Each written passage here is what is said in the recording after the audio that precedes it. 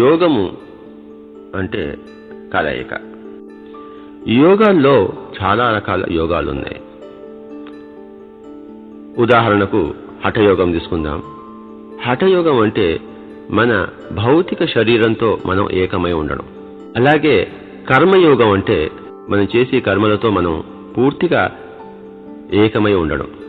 అప్పుడు వంట చేసే విధానంతో, తినేటప్పుడు ఆ తినే ప్రక్రియతో, నడిచేటప్పుడు నడిచే ప్రక్రియతో, ఈ విధంగా మనం చేసే ఆ క్రియలతో, కర్మలతో పూర్తిగా లీనమై అందులో ఉండడమే అదే కర్మయోగం అన్నారు.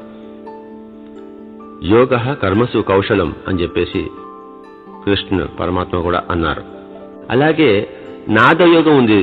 నాదయోగం అంటే చక్కటి సంగీతంతో మనం ఏకమైపోవడం. అలాగే జ్ఞానయోగం అంటే మహత్తరమైన పుస్తకాల్లో ఉండే జ్ఞానంతో మనం ఏకమై ఉండడం. ఒక పుస్తకం చదువుతున్నాం అనుకోండి, భగవద్గీత కానీ,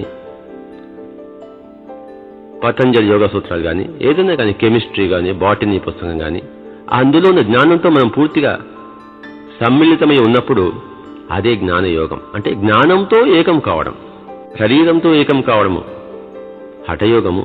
మనం చేసే కర్మలతో ఏకమై ఉండడము కర్మయోగము. జ్ఞానంతో, నాలెడ్జ్తో ఏకమై ఉండడం జ్ఞానయోగం. సంగీతం, చక్కటి సంగీత సుధారసంతో ఏకమై ఉండడం నాదయోగం. అలాగే మరి భక్తి యోగం ఉందనుకోండి, సకల చరాచర సృష్టితో ఏకమై ఉండిపోవడమే భక్తి. నేను నాది అనేది తీసివేసేసినప్పుడు ఆటోమేటిక్గా సకల చరాచర సృష్టితో అదే నేనుగా, నేనే అదిగా ఉండే ఆ స్థితే అది భక్తి యోగం. అయితే అన్నిటికన్నా మోస్ట్ ఇంపార్టెంట్, ముఖ్యమైనది రాజయోగం. చాలా ముఖ్యమైన యోగం అన్నమాట. ఇందులో దేనితో ఏకమై ఉంటాం? మనం మన యొక్క అతీంద్రియ శక్తులతో మనం ఏకమై ఉంటాం. మన థర్డ్ ఐతో మనం ఏకమై ఉంటాం. మన సూక్ష్మ శరీర, కారణ శరీర, ఇతర శరీరాలతో మనం ఏకమై ఉంటాం.